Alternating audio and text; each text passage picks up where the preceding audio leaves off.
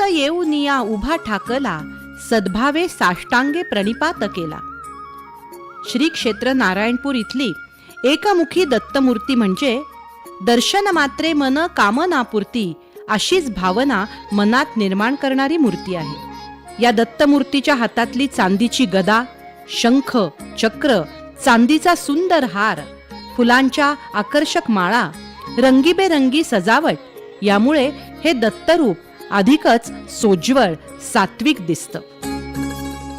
श्री क्षेत्र नारायणपूर इथल्या 3 दिवसीय दत्त जयंती सोहळ्याची सुरुवात 200 कोटी अखंड शिवदत्त नामयज्ञ प्रज्वलनाचा 25वा वर्धापन दिन समारंभानं झाली. अण्णा महाराजांच्या आजोळच्या हिवरे ज्योतीचं स्वागतही मोठ्या भक्तिभावानं करण्यात आलं. सद्गुरू नारायण महाराजांच्या समाधी मंदिराचा पायाभरणी समारंभही यावेळी संपन्न झाला.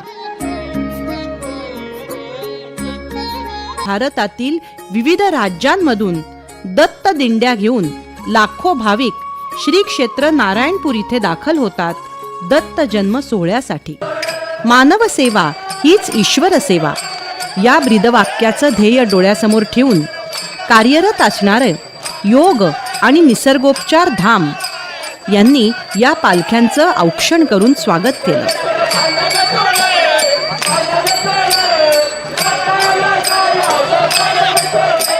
योग आणि निसर्गोपचार दत्तधामाचे संचालक डॉक्टर उमेश कुमार डोंगरे यांनी यावेळी आपलं मनोगत व्यक्त करताना गुरुमहिमा विशद केला. परमपूज्य सद्गुरू अण्णा महाराज हे सांगायचे की माणसातला माणूस जागा करा, माणसांची सेवा करा, माणसांना प्रेम द्या, माणसं बरी करा. ज्यावेळेस श्री नारायण धाम निसर्गोपचार आयुर्वेदिक संशोधन केंद्राची सुरुवात केली त्यावेळेस महाराजांनी एकच सगळ्यांसाठी नारा आमच्या सगळ्या नारायणधाममध्ये दिला गेला आणि त्यांनी एकच सांगितलं की महाराज साहेबांनी की माणसं बरी झाली पाहिजे डॉक्टर आणि माणसं समाधानी झाली पाहिजे आहेत. त्याच कृपेने आज नारायणधाममध्ये हजारो माणसं इथं येऊन बरी झाली आणि त्यांना खूप मोठा फायदा आणि दिलासा आजारामध्ये मिळाला. खूप आज चैतन्याचं वातावरण आहे. आज खूप साऱ्या दिंड्या आज नारायणधाममध्ये आणि नारायणपूर क्षेत्रामध्ये आज येताना दिसत आहेत. त्यामुळं आज आम्हाला सगळ्या लोकांना, ह्या भागातल्या सर्व लोकांना एक आनंदी वातावरण दत्त जन्मातर्फे झालेलं आहे. आज ह्या सगळ्या उत्साहाचा आनंद हा आनंदाचा आनंद होणार आहेत म्हणून हा परमानंद आहे. म्हणून आज सद्गुरू अण्णा महाराजांच्या कृपा आशीर्वादाने आम्ही सर्व त्यांची लेकरं, त्यांची मुलं बाळं आज आम्ही खूप उत्साहाने आणि खूप मोठ्या भक्तिभावाने चैतन्याने आज हा दत्त जन्माचा सोहळा आम्ही साजरा करतोय. डॉक्टर सुप्रिया डोंगरे यांनी या केंद्रामध्ये भाविकांना पुरवण्यात येणाऱ्या सोयी सुविधांची सविस्तर माहिती दिली.